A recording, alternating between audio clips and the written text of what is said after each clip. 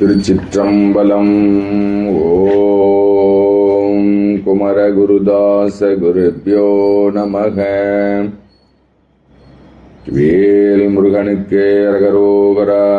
அருவமொரு நான்காகி உருவமொரு நான்காகி அரையிரண்டும் அருவியுள உருவருவம் ஒன்றாகி முத்திரமும் வழுத்த ஒனா பெருவெளிக்கும் அப்பாலாய் உள்ள பொருள் இது. எனவே பெரியோன் சேயோன் ஒருவனையே புகழ்ந்த அருள் அருணகிரி சேவடி போது உளத்து உள்வைப்பாம். வேல் முருகனுக்கு அரகரோகரா. ஓம் குமரகுருதாச குருப்யோ நமக. ஓம் சுப்பிரமணியதாச குருப்யோ நமக. ஓம் அகத்தீசாய குருப்யோ நமக. ஓம் குமார குருப்யோ நமக. ஓம் குமர குருபரன் திருவடிகள் வாழ்க வாழ்க வாழ்க. குருவருளாலும் திருவருளாலும் ஸ்ரீமத் அருணகிரிநாத முனீந்திர சுவாமிகள் 600 ஆண்டுகளுக்கு முன்பு ஈரேழு உலகத்தில் உள்ள உயிர்கள் உய்யும் பொருட்டு அருளி செய்த மகா மந்திர மகா மருந்து வடிவிலான திருவருட்பாடல்களிலே திருமுருகப் பெருமானுடைய திருப்பொற்பாதங்கள் பரிபூரணமாக பதிவாகி இருப்பதை ஸ்ரீமத் அருணகிரிநாத முனீந்திர சுவாமிகளே தம்முடைய திரு கந்தரலங்கார திருப்பாடலிலே நேரடியாக வெளிப்படையாக உயிர்கள் உணர்ந்து உய்வடைவதற்காக அருளி செய்திருக்கிறார்கள். அதையெல்லாம் நாம் கடந்த திருப்பதிவிலே சிந்தித்தோம் குருவருள் துணை கொண்டு. அதனுடைய தொடர்ச்சியாக 3வது பகுதியாக கந்தரலங்காரத்தை 19வது திருப்பாடலிலே இருந்து நாம் இன்று சிந்திக்க இருக்கிறோம். இந்த திருப்பாடலிலே ஸ்ரீமத் அருணகிரிநாத முனீந்திர சுவாமிகள் திருமுருகப் பெருமானினுடைய மகா உபதேச மொழிகளின் வழி நின்று அதன்படி செயல்பட்டதனால் தனக்கு ஏற்பட்ட ஆனந்தத்தை, ஒப்பு உயர்வற்ற அந்த ஆனந்தத்தை எல்லா உயிர்களும் உணர்ந்து அது போன்ற பரிபூர்ண ஆனந்தத்தை பெற்று உய்வடைய வேண்டும் என்பதற்காக எடுத்து சொல்லியிருக்கிறார்கள். சொன்ன கிரௌஞ்சகிரி ஊடுருவ தொலைத்த சொன்ன கிரௌஞ்சகிரி ஊடுருவ தொலைத்த வைவேல் மன்ன வேல் மன்னா கடம்பின் மலர் மாலை மார்ப வேல் மன்ன கடம்பின் மலர் மாலை மார்ப மௌனத்தை உற்று நின்னை உணர்ந்து மௌனத்தை உற்று நின்னை உணர்ந்து எல்லாம் ஒருங்கிய நிர்குணம் பூண்டு எல்லாம் ஒருங்கிய நிர்குணம் பூண்டு என்னை மறந்து இருந்தேன்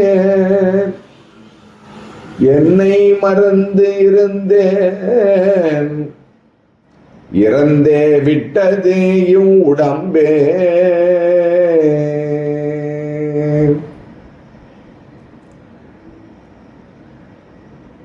பெருமானிடத்திலே பெருமானுடைய மகா கிருபையினால், அந்த கிருபாகர மூர்த்தியினுடைய பெரும் பரங்கருணையினால் தான் பெற்ற அந்த பரமானந்தத்தை, பிரம்ம ஆனந்தத்தை, பரிபூர்ண ஆனந்தத்தை அப்பெருமானிடத்திலேயே சொல்கிறார் அவருடைய திருச்சன்னதியின் முன்பு. பெருமானே, கிரௌஞ்சகிரி என்று சொல்லக்கூடிய அதனுள் ஒளிந்திருந்த தாரகாசூரன் என்கின்ற மாயாமலத்தை பொடி பொடியாக்கும்படி, அந்த கிரௌஞ்சகிரி பொடியாகும்படி அந்த மலையை ஊடுருவி தொலைத்த ஒப்பற்ற உயர்வற்ற பேரொளி பிரகாசமாக விளங்குகின்ற வேலை தாங்கிய மன்னவர்களுக்கெல்லாம் மன்னனாக இருக்கக்கூடிய பேரரசனே, கடப்ப மலர் மாலை எப்பொழுதும் நறுமணம் வீசும்படி அணிந்து உயிர்கள் மீது கருணை செலுத்துகின்ற அழகான மார்பை உடையவனே, உன்னுடைய பெருங்கருணையினால் பெருமானே எல்லாம் இழந்து சொல்வதற்கு ஒன்றுமில்லை என்கின்ற நிர்குணம் பூண்டு யாதொரு எண்ணமும் மனமும் இந்திரியங்களுடைய செயல்களும் புலன்களுடைய வாசனைகளும் எல்லாம் பரிபூர்ணமாக அற்று தாங்கள் காட்டியபடி சுட்டிக்காட்டியபடி இருதயாலயத்திலே தாங்கள் காட்டியபடி மோன முத்திரை கொண்டு உம்முடைய பேரருள் கருணை கொண்டு பேரன்பை கொண்டு மகா மௌனத்தை உற்று நின்னை உணர்ந்து உணர்ந்து சதா இரவு பகலாக இருந்து அதனுடைய பெரும் பயனாக எல்லாம் ஒருங்கிய ஏதுமற்ற அந்த சும்மா இருக்கின்ற சுத்தவெளி பரவெளியிலே நிர்குணம் பூண்டு அந்த இருக்கின்ற அந்த நிலையிலே என்னை மறந்து இருந்தேன். நான் எனது என்கின்ற தற்போதத்தை முற்றிலுமாக இழந்து இருந்தேன். அப்பொழுது இந்த உலகமும் என்னை விட்டு இறந்து போனது, இந்த உடம்பும் என்னை விட்டு இறந்து போனது, என்னுடைய உறவுகள் எல்லாம் இறந்து போனது. இதல்லவா பரிபூர்ண ஆனந்த நிலை. இந்த பரிபூர்ண ஆனந்த நிலையை நீ எனக்கு தந்ததை நான் எப்படி சொல்லுவேன், வார்த்தைகளால் சொல்ல முடியுமா என்பதாக உளமுருகி பரிபூர்ண ஆனந்த பெருக்கை வாரி வாரி வாரி அவர் விழுங்கியது மட்டுமல்லாமல் நம்மையெல்லாம் அதுபோன்று வாரி விழுங்கும்படி மகா உபதேசம் செய்திருக்கிறார்கள் பெருங்கருணையாளர் ஸ்ரீமத் அருணகிரிநாத முனீந்திர சுவாமிகள். அடுத்த திருப்பாடலிலே உலக உயிர்களுக்கெல்லாம் உபதேசம் மகா உபதேசம் செய்கிறார். கோழி கொடியன் அடிபணியாமல் கோழி கொடியன் அடிபணியாமல் குவலயத்தே வாழக் கருதும் மதியெலிகாள் உங்கள் வல்வினை நோய் ஊழின் பெருவலி உண்ண ஒட்டாது உங்கள் அத்தமெல்லாம் ஆழ புதைத்து வைத்தால் வருமோ நும் அடிப்பிறகே. இந்த திருப்பாடலிலே சுவாமி சொல்றாங்க, சேவற்கொடியை தன்னுடைய திருக்கரத்திலே கொண்டு எல்லா உயிர்களும் பரிபூரண வெற்றியோடு ஞான வெற்றி பெற்று பரிபூரண ஆனந்தத்தை அதன் பயனாக அடைந்து சதா பேரின்ப வெள்ளத்திலே இருக்கும்படி செய்கின்றான் அந்த பெருமான்.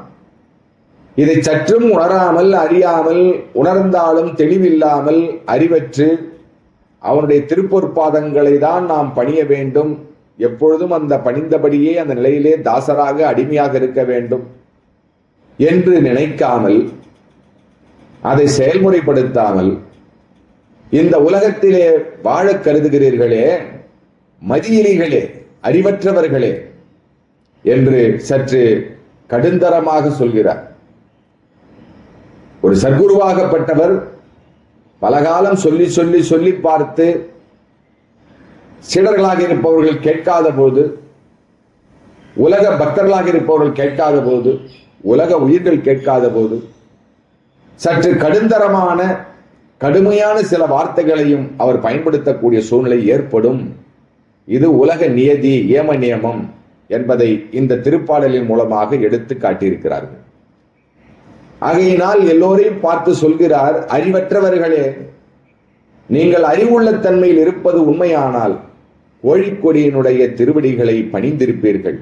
ஆனால் அதை பணிவதற்கு சற்றும் தாங்கள் விருப்பம் கொள்ளாமல், முயற்சி செய்யாமல், நேரமில்லை நேரமில்லை காலமில்லை என்று சொல்லி இந்த உலகத்திலே ஓடிக்கொண்டே இருக்கிறீர்களே, அந்த ஓடுவதன் பயனாக பெற்ற அழியக்கூடிய பொருட்களை வைத்துக் கொண்டு வாழலாம் என்று கருதுகிறீர்களே அறிவற்றவர்களே, உங்களுக்கு வல்வினை நோய் காத்து கொண்டிருக்கிறது. பல காத்து கொண்டிருக்கிறது. பல பிறவிகளாக, எண்ணிலா கோடி பிறவிகளாக நீங்கள் செய்த தீவினை பயன்கள் எல்லாம் வரிசையிட்டு காத்து கொண்டிருக்கிறது. அவைகளெல்லாம் உம்மை தாக்குவதோடு, உம்முடைய உடலுக்கு பிடி கொடுப்பதோடு, மனநோய் கொடுப்பதோடு, மன சஞ்சலம் தருவதோடு மட்டுமல்லாமல் இறுதியிலே மரணம் என்கின்ற பெரிய வல்வினை நோய் வந்து சேரும். அந்த வலி எப்படி இருக்கும் என்று சொன்னால், ஊழிகாலத்திலே எல்லா உயிர்களும் அழியும்படி மகாருத்ரனாக சிவபெருமான் மகாருத்ரத்தாண்டவம் ஆடுவதன் பயனாக அந்த உலகம் அழிவிலே உயிர்கள் சிக்கி சொல்ல முடியாத பெருவலியை அனுபவிக்க நேரும். அந்த பெருவலி உனக்கும் ஒவ்வொரு பிறவிலேயும் கொடுக்கிறான். உயிர் நீங்குகின்ற காலத்திலேயும் உயிர் ஜனனிக்கின்ற காலத்திலேயும் ரெண்டுமே பெருவலி. அந்த பெருவலியை அனுபவிக்கின்ற தாய்க்கு தெரியும் அந்த உயிர் உடலெடுத்து ஜனனிக்கும் போது. ஆனால் மரணத்தின் போது அந்த உயிர் மட்டுமே அனுபவிக்கும் அந்த பெருவலியை.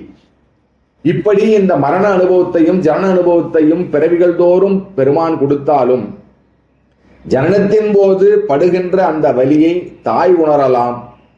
ஆனால் அந்த ஜனித்த அந்த உயிரால் உணர முடியாது. மரணத்தின் போது அந்த உயிர் உணரும் பரிபூர்ணமாக. மற்றவர்கள் எல்லாம் மேலோட்டமாக உணர்ந்து சில நேரங்கள் அழுவார்கள், அவ்வளவுதான். அதனால இப்பேர் கொண்ட அந்த ஊழிகாலத்திலே வரக்கூடிய பெருவலி போன்று உம்முடைய வல்வினை நோய் உம்மை தாக்குவதற்கு காத்து கொண்டிருக்கிறது. அதை உம்மால் அனுபவிக்க இயலாது, வலிமையும் கிடையாது, உண்ண ஒட்டாது. இந்த உண்ண ஒட்டாதுங்கிற வார்த்தையை அடுத்து வரக்கூடிய மகா வாக்கியத்திற்கு நாம் பயன்படுத்திக் கொள்ளும் வண்ணமாக அதை அமைத்திருக்கிறார். ஆகையினால் நீங்கள் இந்த உலகத்திலே சேர்த்து வைத்திருக்கிறீர்களே அழியக்கூடிய பொருள், உம்முடைய உடல் நீங்குகின்ற காலத்திலே உம்மை விட்டு நீங்குகின்ற பொருள், அந்த பொருட்களை எல்லாம் அத்தம் என்று சொல்கிறார். உங்கள் அத்தம் எல்லாம் அங்கங்க போய் சேமிச்சு வச்சிருக்கிறீங்களே, இது இவருக்கு, இது அவருக்கு, அது இவருக்கு, அது இவருக்கு, இது அந்த காலத்தில் பயன்படுத்துவதற்கு, இது இந்த காலத்தில் பயன்படுத்துவதற்குன்னு சொல்லி ஆழ புதைச்சு வச்சிருக்கிறீங்களே, இதைகளெல்லாம் உம்முடைய கடைசி காலத்திலே அந்த உயிர் படுகின்ற பெருவலியின் போது பயன்படுமா? அல்லது பெருவலிக்கு பிறகு உயிர் நீங்குகிறதே, உயிருடன் தொடர்ந்து வருமா? ஏன் சிந்திக்க மாட்டேன் என்கிறீர்கள்? ஆகையினால் இனிமேலாவது கோழிக்கொடியினுடைய திருவடியை பணியுங்கள், அவனுடைய புகழை பாடுங்கள், பேசுங்கள், கேளுங்கள், அவனை வாழ்த்துங்கள். அதே போன்று இந்த உலகத்தில் உள்ள எல்லா உயிர்களுக்கும் நீங்கள் தேடி வைத்திருக்கின்ற அந்த அழியக்கூடிய பொருட்களின் மூலமாக திருத்தொண்டுகளை செய்யுங்கள். முக்கியமாக மெய்யடியவர்களுக்கு திருத்தொண்டை செய்யுங்கள். அப்படி செய்தீர்கள் என்றால் உங்களுக்கு அந்த பெருமான் சிவபுண்ணியம் பெருகும்படி செய்து சிவானந்த கடலிலே உங்களை மூழ்க வைத்து என்றும் பேரின்பமே, நோயற்ற பிணியற்ற பீடையற்ற வாழ்வை நீங்கள் வாழலாம் என்கின்ற ஆழமான ஒரு சிவஞானத்தை இந்த திருப்பாடலினுள் வைத்து இந்த திருப்பாடலை உயிர்கள் உய்யும் பொருட்டு நமக்கு மகா கருணை பிரசாதமாக வழங்கியிருக்கிறார் கருணை மகா பிரபு ஸ்ரீமத் அருணகிரிநாத முனீந்திர சுவாமிகள். அடுத்த திருப்பாடல் 21வது திருப்பாடல், மரண பயம் இன்மை. அதாவது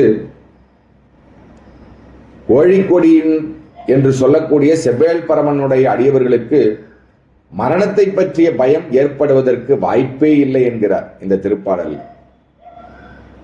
மரண பிரமாதம் நமக்கு இல்லையா? நல்லா கவனிக்கணும். இந்த மரண பிரமாதம் சொல்றது, பிரமாதம்னாக்கா என்ன அர்த்தம்னு கேட்டா பயம்னு அர்த்தம். நாம என்ன சொல்றோம், நிறைய தமிழ் வார்த்தைகள்ல பிரமாதமா இருக்குதுன்னு சொல்றோம். அப்படின்னா என்ன அர்த்தம்? பயமா இருக்குதுன்னு அர்த்தம். எவ்வளவு ஒரு நம்ம தவறா பயன்படுத்துறோம் பாருங்க தமிழ் வார்த்தைகளை, நல்லா கவனிக்கணும். மரண பிரமாதம் நமக்கு இல்லை. இதுல அவருக்கு மட்டும் எனக்கு இல்லைன்னு சொல்லியிருக்கலாம். அவர் எல்லோரையும் சேர்த்துக்கிறார் பாருங்க. செவ்வேல் பரமனுடைய அடியவர்கள் எல்லாம் நம்மவர்கள் அப்படின்ற உணர்வுல நாம வாழணுமா, அதை சொல்லாம சொல்றாரு சாமி மகா உபதேசமா. பாம்பன் ஸ்ரீமத் குருதாஸ் சுவாமிகள் கூட தன்னுடைய திருவருட்பாடலிலே சமாதான சங்கீதம் என்கின்ற ஒரு திருப்பதிகத்திலையும் நிறைய திருப்பதிகத்தை சொல்லியிருக்காங்க. இதுல சமாதான சங்கீதத்துல மிக எளிமையாவே சொல்றாங்க, செப்பவனா பிழை எத்தனையோ முன்னை செய்திருந்தாலும் என்னை வாய் விட்டு சொல்ல முடியாத அளவுக்கு, அளவிட முடியாத அளவுக்கு பிழைகளை எவ்வளவோ கோடி பிறவிகளாகவும் இப்பிறவிலையும் செய்திருந்தாலும் நீங்கள் பயப்பட வேண்டாம். நம்மை அப்படி சொல்லுவார் அந்த இடத்துல. அவர் என்னையும் சொல்ல மாட்டார். அங்க நம்மை எப்பொழுதும் பிறந்தால் குகப்பிரம்மத்தின் நிகழருள் முன்னிருமே. எப்பொழுதும் எல்லா பிறவிகளிலும், இந்த பிறவியிலேயும் இனி வருகின்ற பிறவி இருந்தாலும் அந்த பிறவியிலேயும் நம்மை சூழ்ந்திருந்து உள்ளேயும் வெளியேயும் காக்கின்ற அவனுடைய மகா சக்தி இருக்கும் பொழுது நீங்கள் ஏன் கவலைப்படுகிறீர்கள்? அவன் பிழை பொறுத்து ஆழ்வான், அவன் கருணை மகா பிரபுன்னு சொல்லுவார். அதே ஒரு மகா வார்த்தையை தான் பாம்பன் ஸ்ரீமத் குருதாஸ் சுவாமிகளுடைய ஆத்மார்த்த சத்குருவாக விளங்குகின்ற ஸ்ரீமத் அருணகிரிநாத முனித்திர சுவாமிகளும் அதை எடுத்து சொல்கிறார். மரண பிரமாதம் நமக்கு இல்லையாம் என்றும் வாய்த்த துணை கிரண கலாபியும் வேறும் உண்டே என்றும் நமக்கு வாய்த்த துணை கிரண கலாபியும் வேலும் உண்டே. கெங்கினி முகுள சரணப்பிரதாப, கிங்கினி முகுள சரணப்பிரதாப சசிதேவி மங்கல்ய தந்து ரக்ஷாபரண கிருபாகர ஞானாகர சுர பாஸ்கரனே.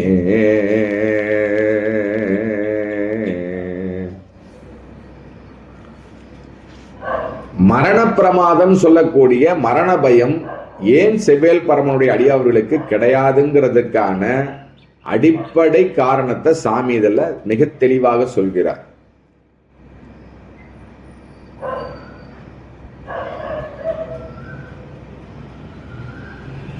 எம்பிரான் திருஞான சம்பந்த மூர்த்தி சுவாமிகள் கோளறு பதிகம் என்று சொல்லக்கூடிய அந்த திருப்பதிகத்திலே சொல்லுவார், வேயூரு தோழிப்பங்கன் விடமுண்ட கண்டன் மிக நல்ல வீணை தடவி மாசரு திங்கள் கங்கை முடிமேல் அணிந்து என் உளமே புகுந்த அதனால்.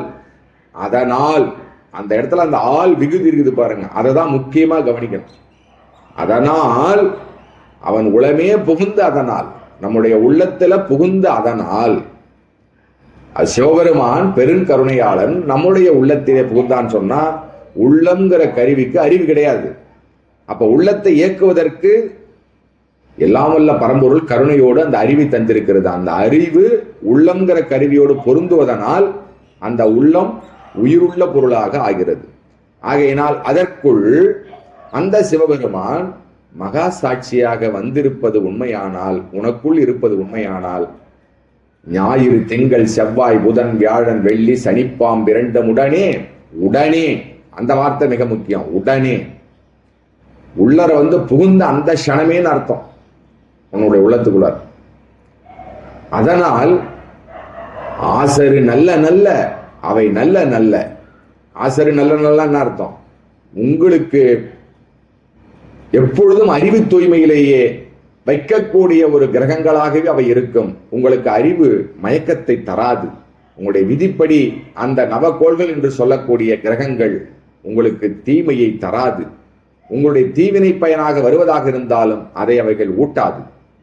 ஏன் கேட்டா, சிவபுண்ணியத்தை தரக்கூடிய சிவபெருமானே உள்ளே இருக்கும் பொழுது எப்படி இந்த நல்வினை தீவினை தரக்கூடிய பயன் உம்மை சேரும்.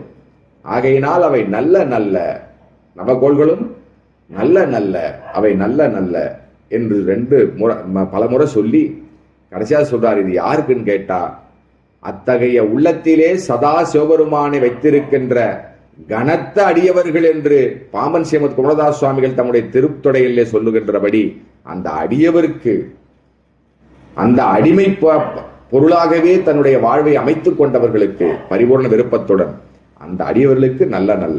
அதே போலதான் இங்க சொல்றார் சுவாமி, மரண பிரமாதம் மரண பயம் என்பது நமக்கு யாருக்குமே இல்லை, அடியார்களுக்கு அறிவிக்கிறார்.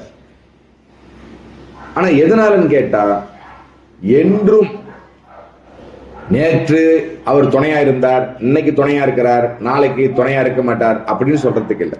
ஏன்னு கேட்டா, அவர் உயிருக்கு உயிராகவே ஆதி அனாதி காலத்துல இருந்து இருக்கிறார். உயிருக்கு வெளியில எல்லா உயிர்களுக்குள்ளும் இருந்து நமக்கு உதவி புரிகிறார். ஆக மொத்தத்துல உள்ளேயும் வெளியேயும் அவர் எந்த நாளிலும் என்றும் துணையாகவே இருக்கிறார். அதனால் என்றும் வாய்த்த துணை. அவர் துணையாக இருக்கிற பொழுது அவருடைய அருளானைப்படி செயல்படக்கூடிய கிரண கலாபி என்று சொல்லக்கூடிய அழகான மயில், ஒப்பற்ற உயர்வற்ற அவனுடைய திருக்கரத்திலே எப்பொழுதும் நடனம் புரிந்து வரக்கூடிய வேல், இந்த கிரண கலாபி என்று சொல்லக்கூடிய மயிலும் வேலும் பெருமான் தன்னுடைய அடியவர்களை மரண பயத்திலே இருந்து பரிபூர்ணமாக விடுவிக்கும் பொருட்டே இதை அவனுடைய திருவடியின் கீழ் மயிலையும் திருக்கரத்திலே வேலையும் தாங்கியிருக்கிறான். ஆகையினால் அதை தியானிப்பவர்களுக்கு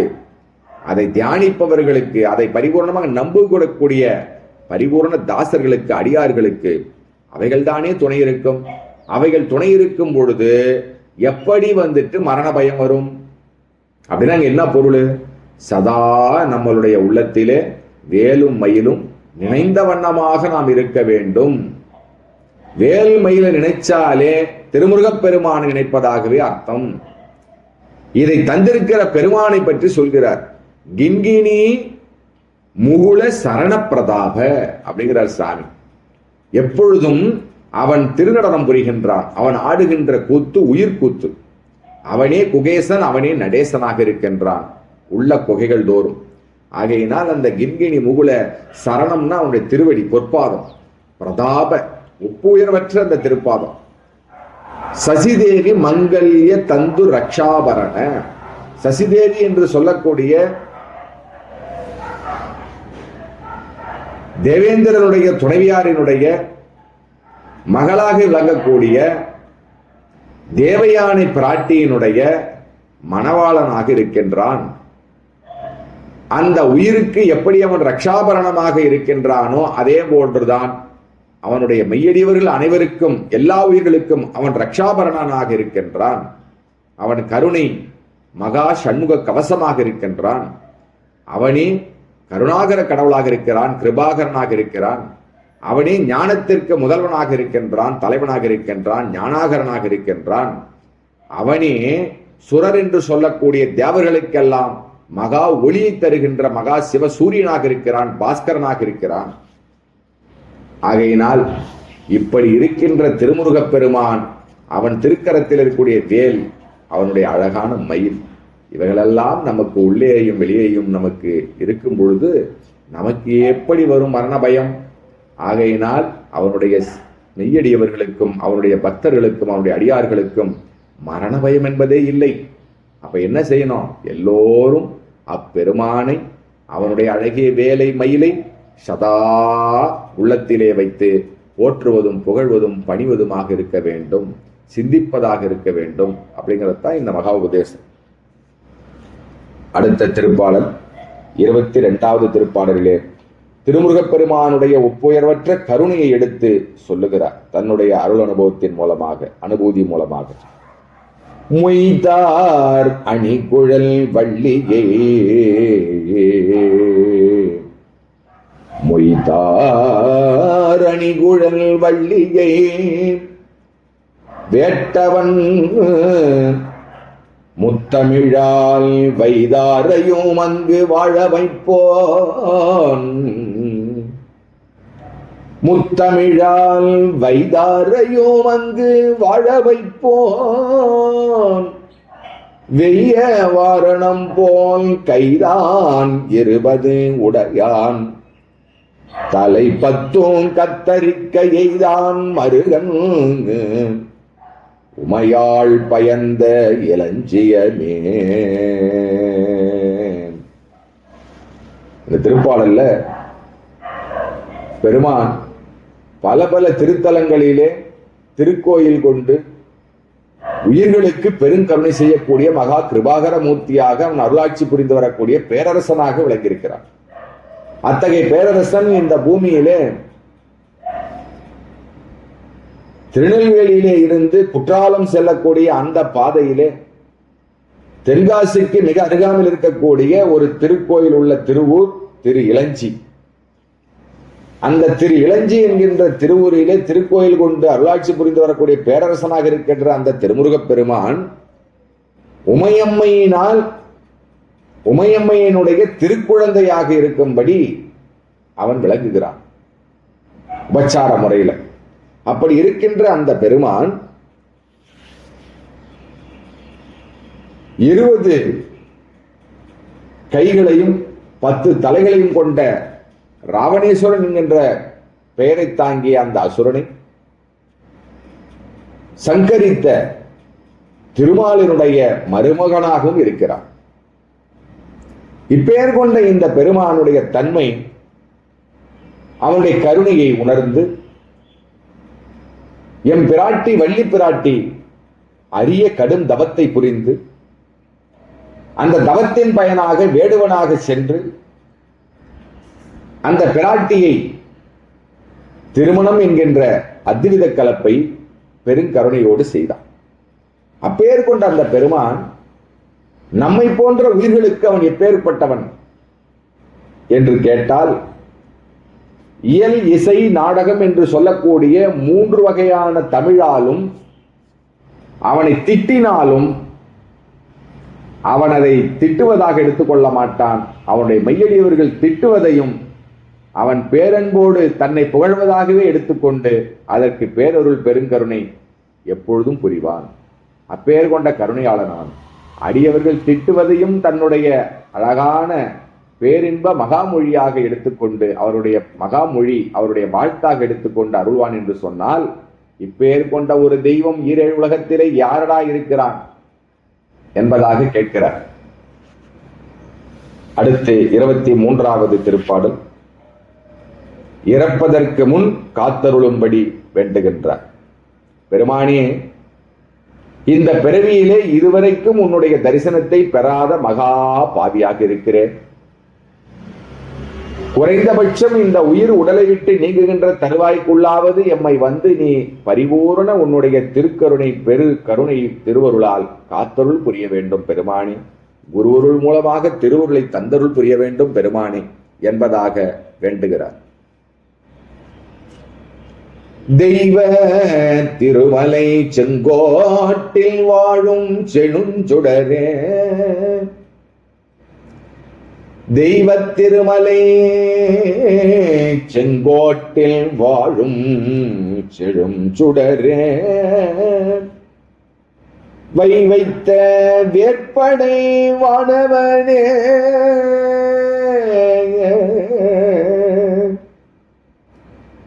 தெய்வ திருமலை செங்கோட்டில் வாழும் செழும் சுடரே, வைத்த வேற்படை வானவனே, மறவேன் உனை நான், மறவேன் உனை நான், ஐவர்க்கே இடம் பெற கால் 2 ஓட்டி அதில் 2 கை வைத்த வீடு குலையும் முன்னே வந்து காத்து அருளே.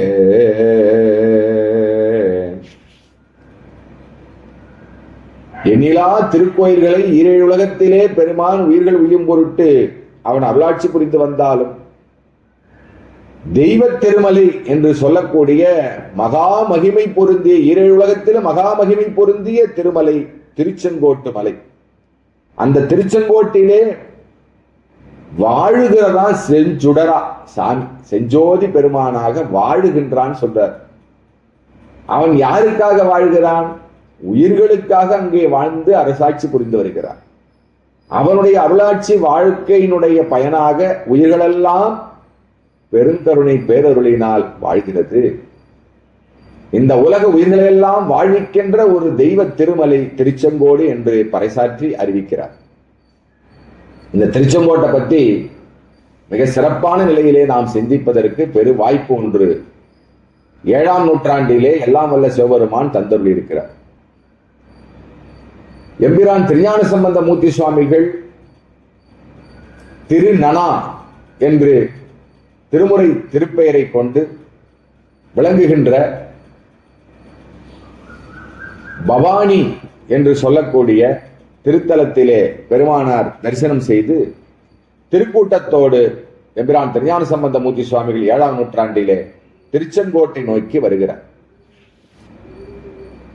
அப்படி வருகின்ற தருவாயிலே அந்த காலகட்டத்திலே ஊழ்வினை பயனாக இந்த உலகத்திலே கடும் விஷ ஜுரம் குளிர் அத்தகைய நோய் எல்லா உயிர்களையும் பீடித்து வருகிறது, பிணித்து வருகிறது. பிணித்தால் பிணி, நீடித்தால் பீடை. அப்படி இருக்கின்ற தருவாயிலே எல்லா அடியவர் பெருமக்களும் முகம் வாடி இருக்கிறது. அப்பொழுது அருட்குருநாதராக மகா குருநாதராகிய சர்க்குருவாக விளங்குகின்ற ஸ்ரீம் எம்பிரான் திருஞான சம்பந்த மூர்த்தி சுவாமி கேட்கிறார், ஏன் எல்லாம் ஒரு மாதிரி இருக்கிறீங்க? இவங்க விஷயத்தை சொல்றாங்க, இது போல எங்கும் விஷஜுரம், எங்கும் விஷ குளிர் இப்படி இருக்கிறது சுவாமி. அதை கண்டு தீவினை பயனை அனுபவிக்கக்கூடிய சிவபெருமானை வணங்காத உயிர்கள் கவலைப்படலாம், வருத்தப்படலாம். சிவபெருமானையே சதா உள்ளத்திலே தாங்கியிருக்கின்ற நாம் அதை பற்றி கவலைப்படுவதற்கு என்ன இருக்கிறது அப்படின்னு திருவாய் மலர்ந்த அருளி அஞ்சேல் அஞ்சாதீர்கள் என்று அவர் குருவுருளானை பிறப்பித்ததோடு மட்டுமல்லாமல் அவ்வினைக்கு இவ்வினையாம் என்று சொல்லும் அகுதறிவீர். உய்வினை நாடாதிருப்பது உந்தமக்கு ஊனமன்றே, கைவினை செய்து எம் பிரான் கடல் போற்றுதும் நாம் அடியோம், செய்வினை வந்து எம்மை தீண்டப் பெறா திருநீலகண்டம் என்கின்ற திருநீலகண்ட திருப்பதிகத்தை அங்கே பெருங்கருணையோடு உயிர்கள் உய்யும் பொருட்டு அருள் செய்தார்கள். அத்தகைய பெருமான் திருச்செங்கோட்டு வேலவன் உயிர்களை எப்பொழுதும் காத்தருள் புரிகின்ற அந்த திருமலை தெய்வ திருமலை ஆகும். அங்கே வாழுகின்ற பெருமான் செழும் சுடரானவன். அவனே அருட்பெரும் சோதி தனிப்பெரும் கருணை தலைவனாக விளங்குபவன், மூலமாக விளங்குபவன். அவனே பரபிரம்மம், அவனே குகபிரம்மம், அவனே கருணை குகபிரம்மம் என்கிறார் பாம்பன் ஸ்ரீமத் குமரதாஸ் சுவாமிகள். அத்தகைய பெருமான் வேற்படையினுடைய தலைவனே, வானவர்களுக்கெல்லாம் முதல்வனே, தலைவனே, உன்னை நான் ஒருபொழுதும் மறவேன். ஆனால் என்னுடைய ஊழ்வினை பயனாக நான் மறக்க நேரிடுகின்ற காரணத்தினால் எனக்கு உரிய தரிசனத்தை நீ தரவில்லை. உன் மீது குற்றமில்லை, என்னுடைய பாசம் என்கின்ற குற்றம் என்னுடைய அறிவை மறைத்திருப்பதால் அவ்வப்பொழுது நான் நினைப்பதும் மறப்பதுமாகவே இருக்கிறேன். மறவேன் நான் சொன்னாலும் நான் மறந்து போகிறேன். இதுக்கு காரணம் என்னன்னு கேட்டா, 5 பேர் எனக்கு உள்ள இருந்து என்னை ஆட்டி வைக்கிறார்கள். 5 புலன்களும் 5 பொறிகளும். இவர்களுடைய வயப்பட்ட என்னுடைய மனம், சித்தம், அறிவு எல்லாம் கலக்கப்பட்டு நான் இப்படி திகைக்கிறேன். இதற்கெல்லாம் ஒரு பாத்திரமாக விளங்கும்படியாக உன்னுடைய பெருங்கருணையினால் எனக்கு 2 கையும் 2 காலும், இந்த 5 குடும்பம் நடத்துவதற்காக நீ தரப்பட்ட இந்த உடல் நீங்குகின்றதற்கு முன்பாகவாவது குறைந்தபட்சமாக நீ வந்து என்னை காத்தருள் புரிய வேண்டும், சண்முக கவசமாக எனக்கு கருணை புரிய வேண்டும் அப்படிங்கிறதாக இங்கே திருவிண்ணப்பம் செய்கிறார். அடுத்த திருப்பாடல் தான் பெற்ற ஆனந்தத்தை மீண்டும் மீண்டும் எடுத்து உயிர்கள் உய்யும் பொருட்டு சொன்ன வண்ணமாக இருக்கிறார். கிண்ணம் குறித்து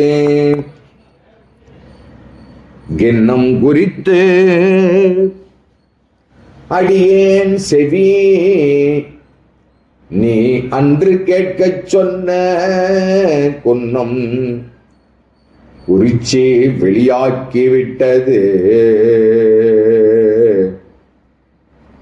எண்ணம் குறித்து அடியேன்,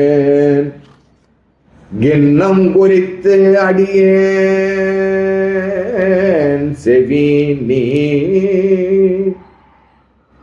அன்று கேட்கச் சொன்ன குன்னம் குறிச்சி வெளியாக்கி விட்டது. கோடு குழல் சின்னம் குறிக்க குறிஞ்சி கிழவர் சிறுமிதனை முன்னம் குறிச்சியில் சென்று கல்யாணம் முயன்றவனே, கல்யாணம் கல்யாணம் முயன்றவனே, கல்யாணம் முயன்றவனே,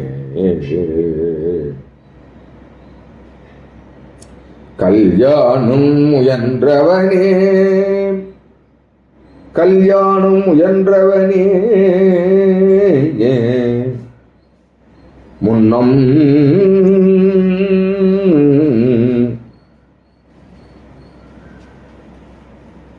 சென்று குறிச்சியில் சென்று கல்யாணம் முயன்றவனே. சுவாமி மிக மிக முக்கியமான விஷயத்தை சொல்கிறார், அதிநுட்பத்து விஷயத்தை சொல்றார். பெருமானி, திருவண்ணாமலையிலே அடியேன் பெரும் துன்பத்திலே இருந்த பொழுது, பெருநோய் என்கின்ற துன்பத்திலே நான் வாடி இருந்த பொழுது, தேவரீர் பெருங்கருணையோடு அங்கே மானுட வடிவம் கொண்டு வந்து இறங்கி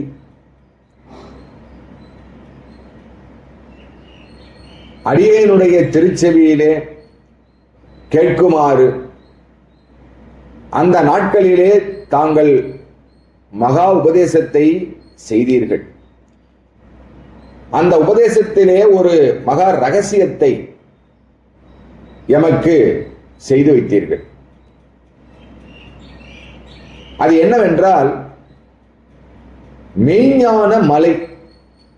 மெய்ஞான மலை, சுவாமி இருக்கின்ற மலைகள் எல்லாம் மெய்ஞான மலை, சிவஞான மலைன்னு பேர். நேத்தே நம்ம இத சிந்திச்சோம், ஞானமலை என்ற பேர்ல. இன்னைக்கு மறுபடியும் சொல்றார், மெய்ஞான மலை. அதன் மீதுல, அந்த மலை மீது உச்சியில ஒரு ஊர் இருக்கிறது. அந்த மலைக்கு மேல அந்த ஊருக்கு பேர் என்னன்னு கேட்டீங்கன்னா திருவருள் ஊர் அப்படின்னு பேர். அது அந்த ஊருக்கு பேர் என்னது? திரு அருள் ஊர். அந்த திருவருள் ஊரிலே அடியேனை அமர வைத்து என்னுடைய ஹிருதய கமலாலயத்திலே ஞான வெளியை காட்டி, அந்த ஞானவெளி மயமாகவே என்னை ஆக்கி, அந்த ஞானவெளி மயம் என்னை முழுவதுமாக ஆக்கிரமித்து தன்வயமாக்கி கொண்டது. அந்த ஞானவெளி, அந்த ஞானவெளி தன்வயமாக்கி என்னை பெருங்கருணையோடு ஆக்கி கொண்டது உம்முடைய அருளாணையின் வண்ணம். ஏனென்று சொன்னால், நீ இருக்கின்ற மெய்ஞான மலை அடியேனுக்கு தெரிவதற்கு வாய்ப்பே இல்லை, அறிவதற்கு வாய்ப்பே இல்லை. அப்படியே அறிந்தாலும் உணர்வதற்கு நிச்சயமாக வாய்ப்பில்லை. ஏனென்று சொன்னால், என்னுடைய அறிவு முழுவதும் பாசம் என்கின்ற, பசு என்கின்ற குற்றம் பரிபூரண அத்வித நிலையிலே உப்பு நீரிலே கலந்துள்ளது போல் கலந்திருக்கிறது. ஆகையினால் அறிவற்ற எனக்கு, அஞ்ஞானத்தில் இருக்கின்ற எனக்கு, இருளில் இருக்கின்ற எனக்கு ஒளி எப்படி தெரியும்? நீ காட்டினால் ஒழிய. ஆகையினால் அந்த மெய்ஞான மலையை எனக்கு அறிவித்து காட்டி உணர்த்தி என்னை அழைத்து சென்றதும் நீதான். அந்த மலை மீது ஏற வைத்ததும் நீதான். அந்த மலையினுடைய உச்சியிலே இருக்கக்கூடிய திருவருள் ஊரியை காட்டியதும் நீதான். அந்த திருவருள் ஊரினுடைய தலைவனாக இருப்பதும் நீதான் என்று நீ காட்டிய பிறகுதான் யாம் அறிந்தோம், உணர்ந்தோம்.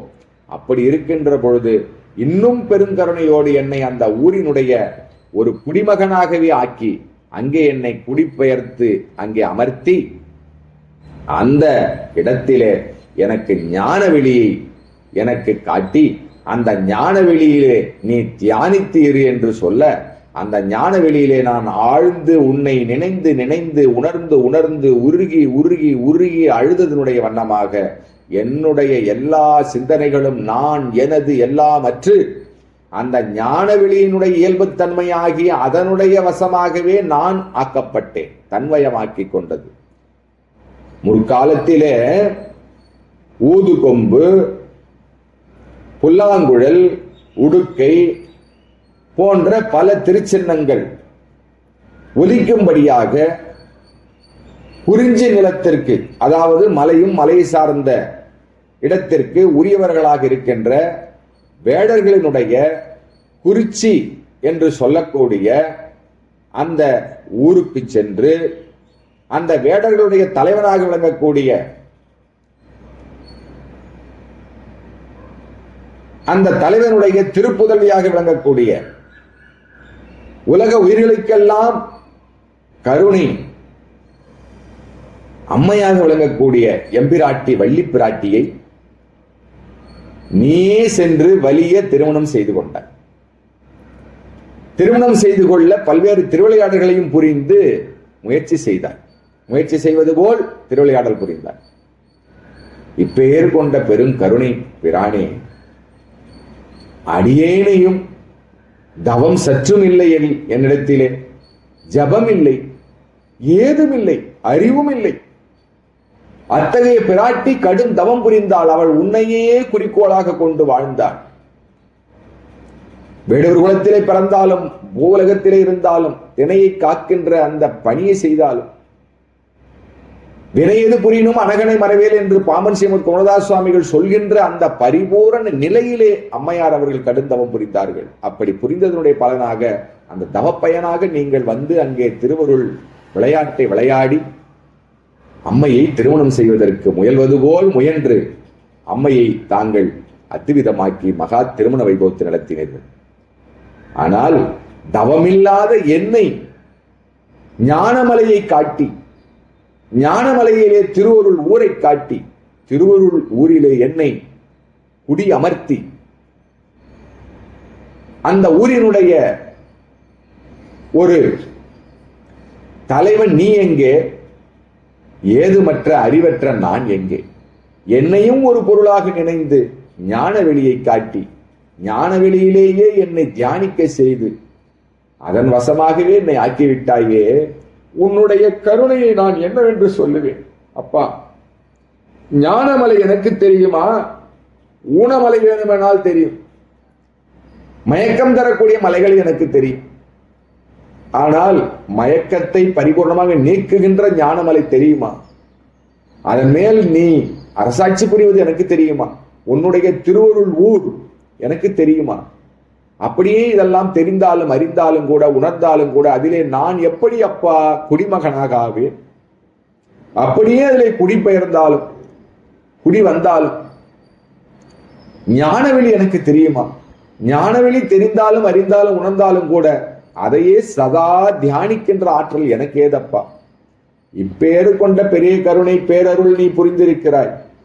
இந்த ஆனந்தத்தை நான் எப்படி சொல்வேன் அப்பா என்று திருப்புலம்பல் செய்கிறார் நம்முடைய கருணை மகாபிரபு ஸ்ரீமத் அருணகிரிநாத முனீந்திர சுவாமிகள்.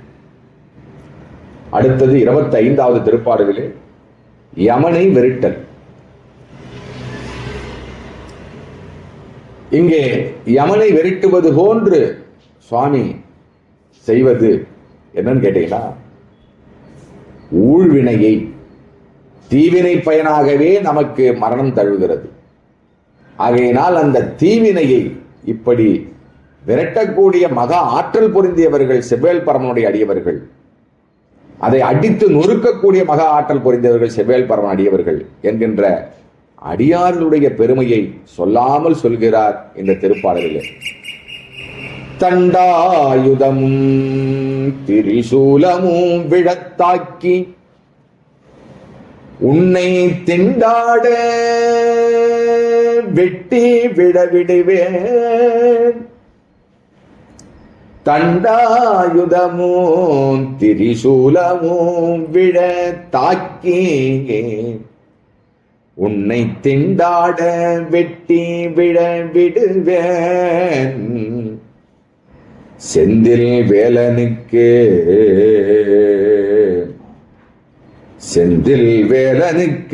தொண்டாகிய என் அவிரோத ஞானச் சுடர் வடிவாள் செந்தில் வேலனுக்கு தொண்டாகிய என் அவிரோத ஞானச் சுடர் வடிவாள் கண்டாயடா அந்தகா செந்தில் வேலனுக்கு தொண்டாகிய என் அவிரோத ஞானச் சுடர் வடிவாள் கண்டாயடா அந்தகா வந்து பார் சற்று என் கைக்கு எட்டவே. இந்த இடத்திலே அந்தகன் சொல்லுவது யமனாக இருந்தாலும் கூட தீவினையே சொல்கிறார்.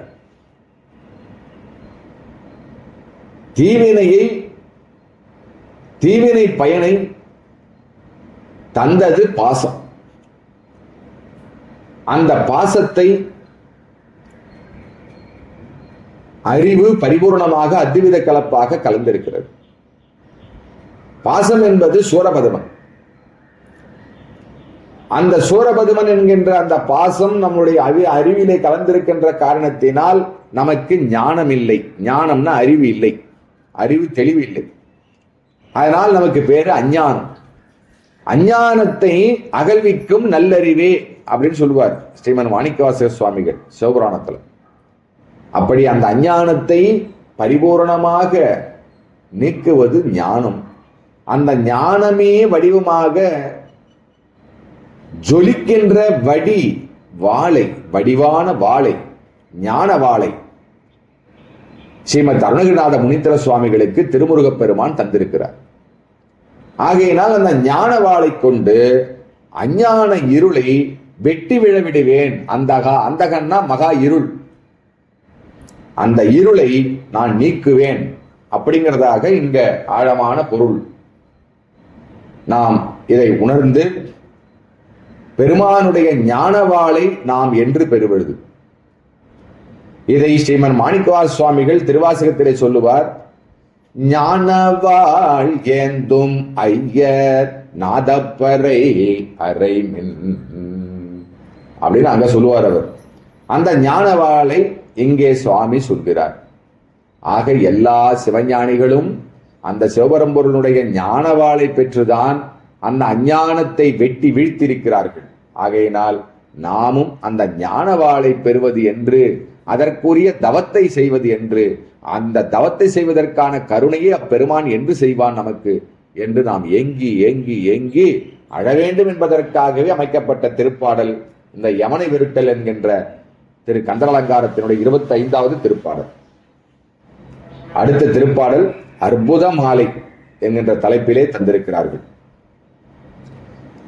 நீலச்சிகண்டியில் ஏறும் பிரான் எந்த நேரத்திலும், நீலச்சிகண்டியில் ஏறும் பிரான் எந்த நேரத்திலும் கோலக்குரத்தியுடன் வருவான். எந்த நேரத்திலும் கோலக்குரத்தியுடன் வருவான். பிரான் நீலச்சிகண்டியில் ஏறும் பிரான், பிரான் நீலச்சிகண்டியில் ஏறும் பிரான் எந்த நேரத்திலும் கோலக்குரத்தியுடன் வருவான். குருநாதன் சொன்ன சீலத்தை மெல்ல தெளிந்து அறிவார், சிவயோகிகளே அறிவார். குரு குருநாதன் சொன்ன சீலத்தை மெல்ல தெளிந்து அறிவார் சிவயோகிகளே. சிவயோகிகளே அறிவார், சிவயோகிகளே காலத்தை வென்று இருப்பார். சிவயோகிகளே காலத்தை வென்று இருப்பார். மரிப்பார் வெறும் கர்மிகளே. இதற்கு ஏன் அற்புத மாலை அப்படின்னு சான்றோர் பெருமக்கள் இதற்கு பெயரை சூட்டிருக்கிறார்கள் என்று கேட்டால், சிகண்டி என்றால் மயில். நீல பேரழகு ஒப்புயர்வற்ற அழகு பொருந்தி திருநடம் புரிந்து கொண்டு வரக்கூடிய திருமயிலிலே ஏறி அமர்ந்து தன்னுடைய திருப்பாதத்தை மயிலின் மீது பதிய வைத்து பெருமான் அழகாக அவன் தன்னுடைய மெய்யடியவர்களை நோக்கி பேரருள் பெருங்கருணை புரிவதற்காக பேர் இன்ப நிலையிலே கோலாகலமான திருமண கோலம் பூண்டு எம்பிராட்டி வள்ளி பிராட்டியுடன் அவன் எந்த நேரத்திலும் வருவான் அடியார்களே. ஆகையினால் இந்த நேரத்தில் வருவானா அந்த நேரத்தில் வருவானா என்று நீங்கள் முடிவு செய்ய முடியாது. அவன் எந்த நேரத்திலும் வரலாம், இந்த நேரத்திலும் வரலாம், நாளையும் வரலாம். ஆனால் நீங்கள் என்ன செய்ய வேண்டும் என்று சொன்னால், அத்தகைய பெருமான் அவனுக்கு செய்ய வேண்டிய உபச்சாரங்கள், அவனுக்கு செய்ய வேண்டிய திருத்தொண்டுகள், அவன் வரும்பொழுது தனித்து வரமாட்டான். எம்பிராட்டி வள்ளி பிராட்டி என்கின்ற தன்னுடைய மெய் அடியவர் அவருடன் தான் வருவான். அந்த மெய்யடியவர்களுடன் குழாத்துடன் வருவான். பெரிய முனிவர் குழாத்துடன் வருவான். அடியார் திருக்கூட்டத்துடன் வருவான். ஆகையினால் அடியார்களுக்கு செய்ய வேண்டிய திருத்தொண்டுகள் எவை எவை, அவற்றை எப்படி மகா ஒழுக்கத்துடன் செய்ய வேண்டும் என்பதை அருட்குருநாதர் மூலமாக திருமுருகப் பெருமான் உங்களுக்கு அறிவித்திருப்பான் இப்பிறவியிலே. சீலம் என்றால் ஒழுக்கம். 23 விதமான ஒழுக்கத்தை சச்சிடனுக்கு இருக்கும்படியாக நம்முடைய பாம்பன் ஸ்ரீமத் குருதாஸ் சுவாமிகள் மகா சத்குருவாக திருப்பதி செய்திருக்கிறார். தன்னுடைய திருச்சேந்தன் தன் செந்தமிழ் என்கின்ற திருநூலிலும், அதற்கு அடுத்தபடியாக பரிபூரண ஆனந்த போதம் என்கின்ற மகா சிவஞான சாத்திர நூலிலே துறவரவியல் விளக்க படலத்திலே இறுதி கட்டத்திலேயும் சொல்லியிருக்கிறார்கள். ஆகையினால் இத்தகைய 23 விதமான திரு ஒழுக்கங்களையும் 22 ஒழுக்கத்தை இந்த 2 நூட்களிலும் சொல்லியிருப்பார். 23வது ஒழுக்கம் திருப்பா என்கின்ற திருநூலிலே திருப்பதி செய்திருப்பார். ஆக 23 ஒழுக்கத்தை தன் அகத்தேயும் புறத்தேயும் கொண்டு எவன் செயல்முறை வடிவிலே வாழ்ந்து வருகிறானோ அவனே சச்சிடன் என்கிறார் பாம்பன் ஸ்ரீமத் குருதாஸ் சுவாமிகள். அவருக்கு என்ன வரும் அப்படின்னு கேட்டா, சிவயோகம் இயல்பு தன்மையிலே வந்துவிடும் அந்த சச்சிடருக்கு. அப்படி வந்த காரணத்தினால் அவரே சிவயோகியாக அழைக்கப்படுவார். அந்த சிவயோக நிலையிலே இருக்கின்றவரால் தான் சத்குரு சொன்ன அந்த ஒழுக்கத்தை பரிபூரணமாக தன்னுடைய அறிவிலே வாங்கி சித்தத்திலே பொருந்த வைத்து செயல் வடிவிலே அதன் வடிவிலே செய்து கொண்டிருப்பார் அவர். அவரால் தான் மெல்ல மெல்ல மெல்ல மெல்ல இதை தெளிந்து அறிவ முடியும். மற்றவர்களால் மெல்ல மெல்ல மெல்ல சிந்திக்கவும் முடியாது, தெரியவும் தெரியாது. சிந்திச்சாலும் அவர்களுக்கு தெளிவு ஏற்படாது. தெளிவு ஏற்பட்டாலும் அதன் வழியிலே நிற்க முடியாது, அவர்களால் வாழவும் தெரியாது. ஆகையினால் இத்தகைய சிவயோக நிலையில் இருக்கக்கூடிய அந்த பெருமானுடைய பரிபூர்ண சச்சீடர்களுக்கு தானே சத்குரு வடிவமாக வந்து மாண்ட சட்டை தாங்கி வந்து எத்தகைய ஒழுக்கத்தை அவன் போதனை செய்தானோ அந்த போதனைகளை எவன் ஒருவன் பரிபூர்ணமாக ஏற்று அதன் வழியிலே நடக்கின்றானோ அந்த சச்சிடர்களாகிய சிவயோகிகளே காலத்தை வென்று அவர்கள் என்றும் மரணமிலா பெருவாழ்வை வாழ்வார்கள். அவர்களே நித்திய பரிபூரண ஆனந்தத்தை அனுபவிக்கக்கூடிய யோகிதை உள்ள அந்த அடிப்படை தகுதி உள்ள அதிகாரிகளாக இருப்பார்கள். மற்றவர்கள் அனைவருமே மரணத்தை தழுவார்கள்.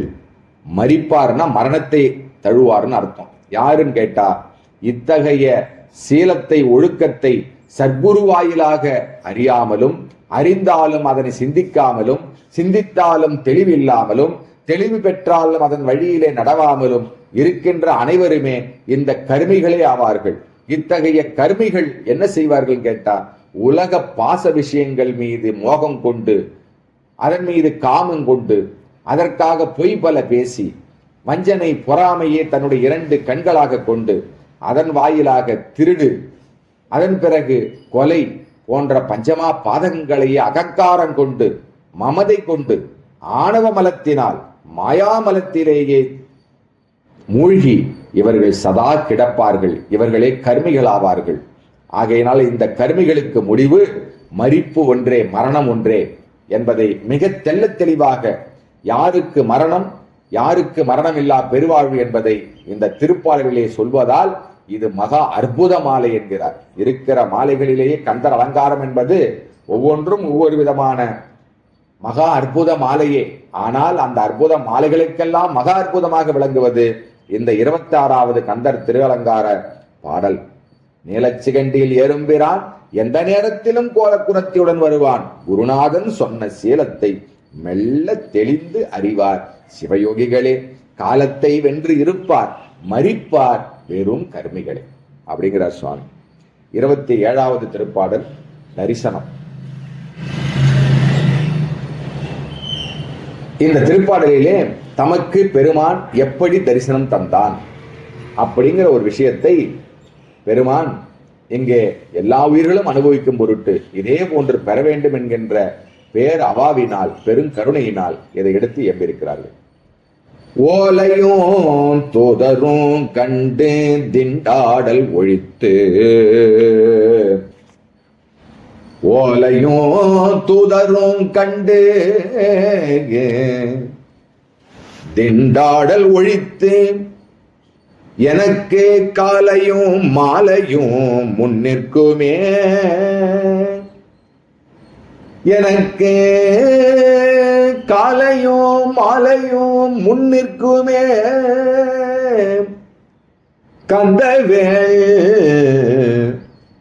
கந்தவேள் மருங்கில் சேலையும் கட்டிய சீராகும், கையில் சிவந்த செச்சை மாலையும் சேவல் பதாகையும் தோகையும் வாகையுமே, ஓலையும் தூதரும் கண்டு திண்டாடல் ஒழித்து, எனக்கு காலையும் மாலையும் முன்னிற்குமே, கந்தவேள் மருங்கில் சேலையும் கட்டிய சீராவும், கையில் சிவந்த செச்சை மாலையும் சேவல் பதாகையும் தோகையும் வாகையுமே. இந்த திருப்பாடலிலே இந்த தரிசனத்தை நேரடி வர்ணனை செய்திருக்கிறார். இதை நம்ம நல்லா உள்ளர வாங்கிக்கணும்னா நமக்கு வேற எதுவுமே தேவையில்லை. இதுவே தியான பொருளாயிடும். இதை நினைச்சு நினைச்சு நினைச்சு நினைச்சு நம்ம உருகி கண்ணீர் மல்கனா போறோம். தெளிவா சொல்றார், திருமுருகப் பெருமானினுடைய பக்தனாக என்னை பெருமான் முதலிலே பக்தியை காட்டினான். பக்தியை காட்டுவதற்கு முன்பாக சிவகாருண்ய ஒழுக்கத்தை எனக்கு அடிப்படையிலே தந்தான். இது பாம்பன் ஸ்ரீமத் குமரதாஸ் சுவாமிகள் சொல்கின்ற படிநிலை. ஆனால் இங்கே சிவகாருண்யத்தை இந்த பக்தர் நிலைக்கு உள்ளே வைத்து மறைமுகமாக சொல்லியிருக்கிறார் ஸ்ரீமத் அருணகிரிநாத முனீந்திர சுவாமிகள். இருந்தாலும் நாம் அந்த படிநிலைகளை பாம்பன் ஸ்ரீமத் குமரதாஸ் சுவாமிகள் சொல்லுகின்றதையும் இதில் சேர்த்து வைத்து நாம் சிந்தித்தால் மிகச் சிறப்பாக இருக்கும் என்பதனால் அடியேன் இங்கே சொல்கிறேன். ஒரு பக்தன் ஆவதற்கு முன்பு திருமுருகப் பெருமான் உயிர்களுக்கு செய்யக்கூடிய மிகப்பெரிய கருணை என்னன்னு சொன்னா, தன்னுடைய உயிர் படுகின்ற அந்த துன்ப துயர அந்த அனுபவத்தை எல்லாம் நினைவுக்கு கொண்டு வர செய்து அனந்த கோடி பிறவிகளாக அந்த அனுபவத்தின் வாயிலாக அதற்கு நல்ல ஒரு அந்த அனுபவ அறிவை தந்து அதை உணர்த்தி அதன் மூலமாக தன் உயிர் மீதும் ஏனைய சக உயிர் மீதும் கருணை எப்பொழுதும் இருக்கும்படியாக அவன் செய்விப்பான். இதுதான் முதல் படிநிலை. அதன் மூலமாக அவனுக்கு ஈஸ்வர பக்தி அடங்காத பக்தி வரும் அப்படிங்கிறார் பாமன் சிவன் குமரதாஸ் சுவாமிகள். இங்க சாமி அதான் சொல்றாங்க, திருமுருகப் பெருமானுடைய பக்தனாக்கினான் என்னை. அந்த திருமுருகப் பெருமான் அவனுடைய பக்தனாக என்னை ஆக்கினான். அதன் பிறகு பாச வைராக்கியம் என்று சொல்லக்கூடிய அடுத்த நிலைக்கு கொண்டு போய் பாசத்தையே நான் அணுகாத வண்ணம் பாசம் என்னை அணுகாத வண்ணம் என்னை பரிபூரண அடிமையாக்கினான். பாச வைராக்கிய வலை போடுதல்னு சொல்லுவார் பாமன் சிவன் குரோதாஸ் சுவாமிகள். அதுக்கு அடுத்த படிநிலையில அப்படி அந்த படிநிலையில் இருக்கிறவங்களுக்கு பேர் தான் அடிமைன்னு பேரு, தாசர்னு பேரு, அடியாருன்னு பேரு. அப்படி என்னை பக்தனாகிய அடிமையாக்கி, அந்த அடிமையான உடனே எனக்கு என்ன தகுதி வருது? தாசரான உடனே எனக்கு என்ன தகுதி வருதுன்னு கேட்டா, யமத்தூதர்கள் கொண்டு வருகின்ற ஓலையும், யமன் கொண்டு வருகிற ஓலையும், தந்து விடுகின்ற ஓலையும், தூதர்கள் மூலமாக யம தூதர்களையும் கண்டு கலக்கமோ பயமோ எனக்கு உள்ளேயும் புறத்தேயும் இல்லாத வண்ணமாக அந்த தன்மையிலே நான் இருந்தேன். என்னை இருக்க செய்தான் திருமுருகப் பெருமான். இது அவன் செய்த முதல் திருக்கருணை, யம பயத்தை நீக்குவது. அஞ்சேல் என்று அருளியவார் யாரு பெறுவார் அச்சோவே. அச்சோபதிகத்துல ஸ்ரீமன் மாணிக்கவாச சுவாமிகள் எடுத்து எம்பிருப்பார். ஆகையினால இந்த பயப்படாதே அப்படிங்கிற நிலைப்பாடுதான் அடியவருடைய நிலைப்பாடு, தாசருடைய நிலைப்பாடு. அப்ப நம்ம உண்மையிலே தாசராக இருக்கிறோமா, அடியவராக இருக்கிறோமா அப்படிங்கிறத நாம எதை கொண்டு நாம் உணர வேண்டும் என்று சொன்னால், உண்மையிலேயே உமக்கு உயிர் மீது பயம் இல்லை, உயிர் நீங்குகின்ற காலத்தை பற்றி பயம் இல்லை, இந்த உடலை பற்றி உனக்கு பயம் இல்லை. இப்படி எந்த பயமும் இல்லாமல் எவன் வாழ்கிறானோ நடைமுறையிலே, அவன்தான் அந்த அடியவர், அவன்தான் மெய்யடியவர், அவன்தான் உண்மையான தாசர் அப்படிங்கிறத இங்க சாமி சொல்றாங்க. அவர்களுக்கு தான் யம பயம் இருக்காது, கலக்கமும் வராது. இந்த கலக்கம் எனக்கு பக்தனாகி அடியேனுக்கு இல்லாததற்கு மேலும் காரணத்தை நான் கூறுகிறேன் அப்படின்னு மேற்கொண்டு காரணத்தை சொல்ல ஆரம்பிக்கிறார் கருணை மகாபிரபு ஸ்ரீமத் அருணகிரிநாத முனீந்திர சுவாமிகள். கந்தப்பெருமானாகிய திருமுருகப் பெருமான் தம்முடைய பீதாம்பரத்தின் மீது கட்டும் கச்சை, பீதாம்பரத்தின் மீது கட்டும் கச்சை, கச்சைனா ஒரு விதமான மேல் ஆடை, அந்த கச்சை, அதாவது கச்சைனா கோவணமாவும் நம்ம எடுத்துக்கலாம். அப்போ அதன் பிறகு அந்த கச்சை, அந்த கச்சைக்கு மேல் மேலாடை, அந்த மேலாடைக்கு மேல் பட்டு பீதாம்பரம், தங்க பீதாம்பரம், இவர்களெல்லாம் அணிந்திருக்கிறானா அந்த பெருமான். அந்த திருக்காட்சியை தன்னுடைய அந்த பெருமானுடைய அந்த இடை என்கின்ற சொல்லக்கூடிய அந்த இடத்திலே இருக்கிறதெல்லாம் வர்ணனை செய்தார்.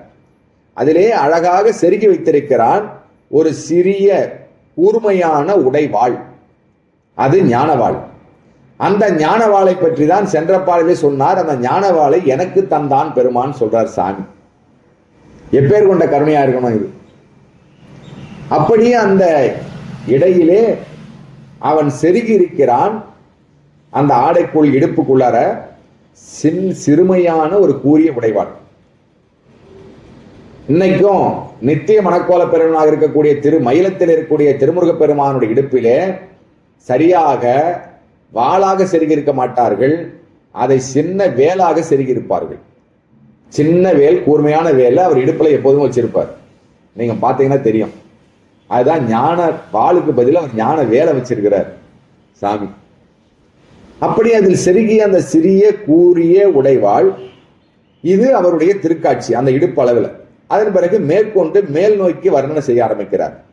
தோளிலே அணிந்த சிவந்த நிறமுடைய வெற்றி மலர் மாலை, இது எதை காட்டுதுன்னு கேட்டா, தன்னுடைய அடியவர்களுக்கு எப்பொழுதும் வெற்றியே, தோல்வி என்பதே கிடையாதுன்னு காட்டுறது வெற்றி மலர் மாலை. அதன் பிறகு அவனுடைய இடது கரத்திலே சேவற்கொடி அசைந்து ஆடுகிறது. அது என்ன கூவுகிறதுன்னு கேட்டா, வெற்றி உண்டாவதாக, வெற்றி உண்டாவதாக, நம் தலைவன் இருக்கிறான், எப்பொழுதும் உங்களுக்கு வெற்றி அப்படின்னு சொல்லிட்டே இருக்குதான் அது சேவற்கொடி. பிறகு அவனுடைய அழகான மயில் வாகனம் இருக்கிறது. அந்த மயில் வாகனம் எப்பொழுதும் நம் பெருமான் நம்முடன் தான் இருப்பான், நான் இருக்கிறேன், நான் அழைத்து வருவேன் அப்படிங்கிற ஒரு உத்வேகத்தை தன்னுடைய அடியார்களுக்கு சொல்லுதான் மயில் வாகனம். அதன் பிறகு வெற்றி மாலைகள் ஆகியவற்றோடு இன்னும் சொல்லக்கூடிய அநேக கோடி கோடி கோடி வெற்றி மாலைகள் எல்லாம் தன்னுடைய அடியாவர்கள் சூட்ட அவன் சூடிக்கொண்டு திகழ்கின்ற அந்த அரிய பெரிய திருக்காட்சியை பாதார விந்தத்திலே இருந்து திருமுடி வரை முடிவற்ற அந்த மகா ஒப்பற்ற அந்த மகா தேஜோமயமான ஆனந்தமயமான அந்த திருமுருகப் பெருமானை யாம் காலையிலும் மாலையிலும் அவனுடைய பெருங்கருணையினால் அடியவனுக்கு முன்பு அவனே வந்து திருக்காட்சி நல்கி பேரருள் பெருங்கருணை புரிந்தான், உங்களுக்கு ஏன் புரிய மாட்டான்? ஆகையினால் நீங்கள் செய்ய வேண்டியது என்னவென்று சொன்னால், அவன் ஒருவனுக்கு மட்டுமே நீங்கள் தாசராக இருங்கள், அடிமையாக இருங்கள். அப்படி இருந்தீர்கள் என்றால் உங்களுடைய உள்ளம் உருகி அழும்பொழுதெல்லாம் அவன் உங்களுக்கு முன்பு வந்து திருக்காட்சி நல்குவான். காலையும் மாலையும் தவறாமல் நீங்கள் நினையுங்கள். காலையும் மாலையும் 2 வேளை பூசையை தவறாமல் செய்யுங்கள், அனுஷ்டானங்களை தவறாமல் செய்யுங்கள், பாராயணத்தை தவறாமல் காலையும் மாலையும் செய்யுங்கள். காலையும் மாலையும் அவருடைய திருக்கோயிலுக்கு செல்லுங்கள், வலம் வாருங்கள், உரிய தொண்டுகளை காலையும் மாலையும் தவறாமல் செய்யுங்கள். இப்படிங்கிற பல்வேறு விதமான சம்பந்தப்பட்ட திருத்தொண்டுகளை எல்லாம் இதனுள் அடக்கி சொல்லியிருக்கிறார் என்பதை நாம் உணர வேண்டும். இதைதான் பாம்பன் ஸ்ரீமத் குமரதாஸ் சுவாமிகளும் தம்முடைய பகை கடிதல் என்கின்ற திருப்பதிகத்திலே தன்னுடைய மெய்யடியவர்களுக்கும் பக்தர்களுக்கும் சொல்லியிருப்பார். தன்னுடைய பேரருள் பெருங்கருணையினால் தன்னுடைய அருளாணையாக அது என்ன சொல்லியிருப்பார்? காலையும் மாலையும் எவர் ஒருவர் இந்த பகை கடிதல் என்கின்ற திருப்பதிகத்தை காதல் கொண்டு, பெருங்காதல் கொண்டு, மகா விருப்பத்துடன், பரிபூர்ண விருப்பத்துடன் உள்ளம் உருகி அழுது யார் ஒரு பாராயணம் செய்கிறார்களோ அவர்களுக்கு முன்பு செவ்வேல் பரமன் வந்து திருக்காட்சி நல்குவான். அதை தரிசிப்பார்கள் இப்பிறவியிலேயே, இந்த உடலிலே உயிர் உள்ள போதேன்னு சொல்லியிருப்பார் சுவாமி. அப்ப ஸ்ரீமத் அருணகிரிநாத முனீந்திர சுவாமிகள் என்ன சொல்லியிருக்கிறார்? பாமன் ஸ்ரீமத் குமரதாஸ் சுவாமிகள் என்ன சொல்கிறார்?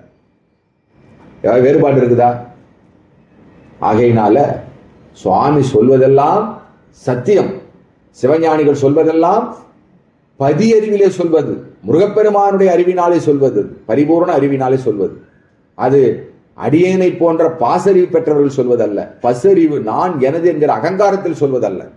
ஆகையினால் அவனுடையது எந்த விதமான ஒரு அறிவோடு ஒப்பிட முடியாத பேரறிவது, பேரொளி பிரகாசம். அந்த பிரகாசத்தினால் இத்தகைய பெருங்கருணையை, பேரருளை ஸ்ரீமத் அருணகிரிநாத முனீந்திர சுவாமிகள் மூலமாக நமக்கு வழங்கியிருக்கிறார்.